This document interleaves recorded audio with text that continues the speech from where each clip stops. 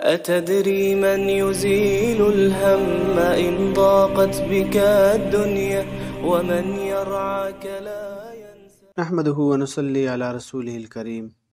آج کے ٹاپک میں ہم بات کریں گے نبی علیہ السلام کے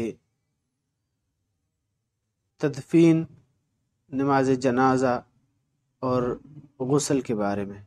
تو اس کے بارے میں مسئلہ یہ ہے کہ کتب کے اندر لکھا گیا ہے کہ رسول اللہ صلی اللہ علیہ وآلہ وسلم کی نماز جنازہ پڑھی گئی تھی، لیکن کسی نے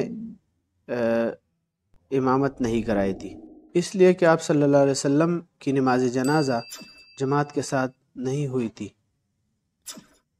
لوگ گروہ در گروہ حجرے میں داخل ہوتے اور الگ الگ نماز پڑھ کے نکل جاتے تھے۔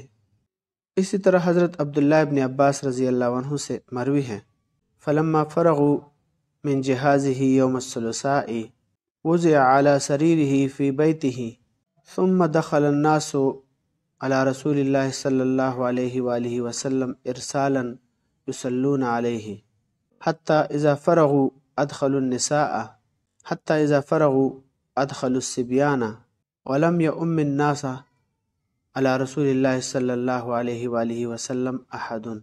شمالی ترمذی صفحہ نمبر 118۔ باب ذکر وفاتہ و دفنہ صلی اللہ علیہ وآلہ وسلم۔ حضرت علی رضی اللہ عنہ آپ صلی اللہ علیہ وآلہ وسلم کو غسل دے رہے تھے، اور حضرت عباس رضی اللہ عنہ اور ان کے دو صاحبزادے حضرت فضل اور حضرت قسم کروٹیں بدلتے تھے۔ اسی طرح حضرت اسامہ اور حضرت شقران رضی اللہ عنہم پانی ڈال رہے تھے۔